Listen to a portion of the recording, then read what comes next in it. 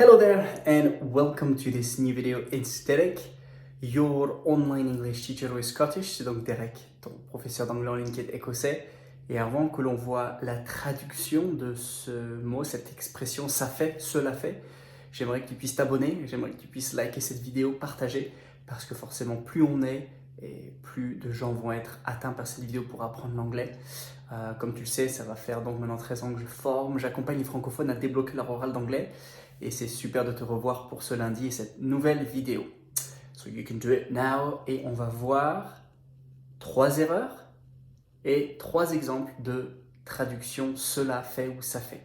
Alors tu vois que j'ai pas de tableau derrière moi. C'est pour la simple et bonne raison que j'aimerais que tu puisses écouter et essayer de comprendre mes phrases avant de les lire et d'assimiler l'écrit. Tu auras de l'écrit dans la description si tu as absolument besoin de comprendre ce qu'il se fait. And now, let's go!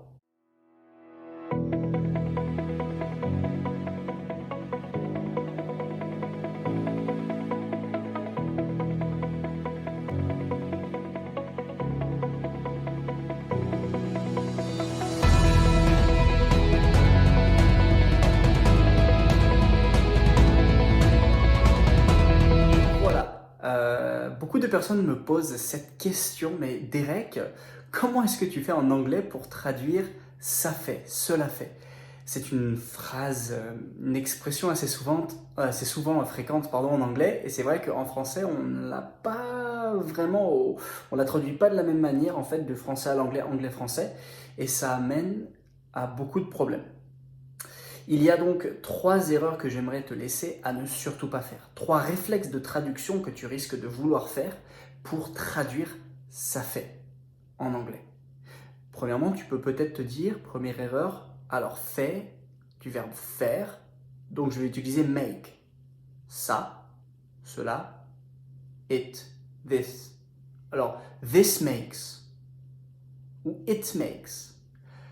Non. Première erreur, c'est de ne surtout pas utiliser make. Il ne faut surtout pas faire ça. Deuxième erreur, tu pars dans le même principe de réflexion logique et tu te dis, alors do, faire, ça, this, it does. This does. Donc tu vas arriver avec des phrases comme par exemple, ça fait longtemps qu'il est là. It makes a long time he is here. Non. Donc, do, make en réflexe, il ne faut surtout pas les utiliser. D'accord ?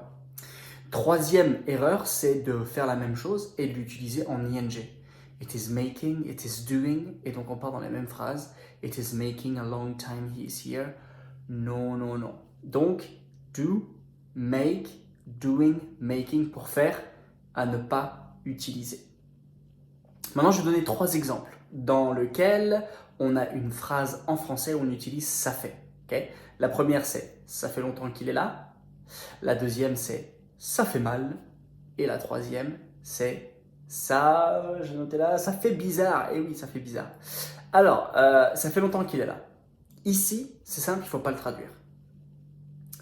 Ça fait longtemps, on va l'utiliser comme complément circonstanciel de temps à la fin. Donc, on va d'abord réfléchir à traduire « il est là » depuis longtemps. Donc, quand on est à « ça fait longtemps qu'il est là », on va essayer d'inverser et de mettre « il est là depuis longtemps ». Donc, vraiment, cette gymnastique, il faut la faire pour que tu puisses retomber sur tes pieds. Ça va donner quoi pour « ça fait longtemps qu'il est là », « il est là depuis longtemps ». He has been here. He has been here for a long time. He has been here for a long time. Et là, tu vois que plusieurs choses. He has been, present perfect. Bah oui, parce que il est là depuis longtemps. Ça a commencé dans le passé, ça continue dans le présent. Present perfect. J'ai fait un tutoriel sur le present perfect sur cette chaîne YouTube si tu veux avoir un rappel. He has been here. Alors, on pourrait dire ça. Il est ici, parce que c'est vrai que là, c'est there. Ici, c'est here. Here. Ici, there. Là-bas. Here, there. Here, there. Donc, he has been here depuis longtemps. For a long time. Longtemps, a long time. A while. For, c'est pour une durée. Alors, si tu as une durée, c'est for. Si tu as un repère dans le temps, c'est since. Je veux dire qu'il est là depuis 6 mois. He has been here for 6 months. c'est-à-dire qu'il est là depuis son anniversaire. He has been here since his birthday. Donc, for, une durée, since, un repère dans le temps. Donc là, tu vois qu'on ne traduit pas, on inverse la phrase. Deuxième phrase, c'est cette fois-ci, ça fait mal. It does hurt, it does ouch, non. Là, c'est it hurts. Là, pareil, tu ne le traduis pas. It hurts. It hurts. Okay? It is sore. It hurts, it is sore. Donc là, tu as encore deux exemples où tu vois tout simplement l'utilisation de ça fait plus quelque chose. Et là, dernièrement, ça fait bizarre. Plusieurs options. It looks weird. It looks weird. It looks. It seems weird. Ça paraît bizarre. Ça fait bizarre. Mais pas it does et pas it makes. It looks. It seems. Weird. Strange. Bizarre existe aussi. Et tu vois que là, on est clairement dans un des problèmes de la traduction mot à mot avec ça fait. Si tu traduis mot à mot les phrases en anglais, ça fait. Si tu es obligé de regarder mot à mot, tu vas souvent te planter, d'ailleurs la plupart du temps. C'est pour ça que là, j'ai pas de tableau. Parce que si je te mettais un tableau, tu ferais une adéquation mot à mot pour te dire, alors ça, it, fait, does, non.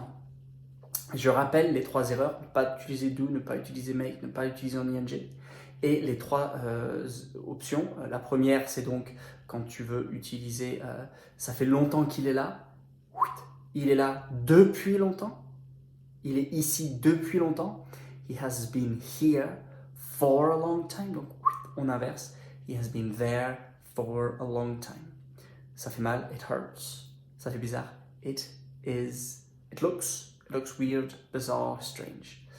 Voilà, laisse-moi un commentaire dans les commentaires pour voir si tu as encore des questions, si ça t'aide. N'oublie pas de liker, partager, t'abonner, c'est vraiment important que tu puisses le faire pour que ça puisse développer cette communauté encore plus grande qu'elle ne l'est déjà. Et moi, je te retrouve la semaine prochaine pour encore un tutoriel pour t'améliorer in English. And I'll speak to you very soon. Have a wonderful day. Bye bye.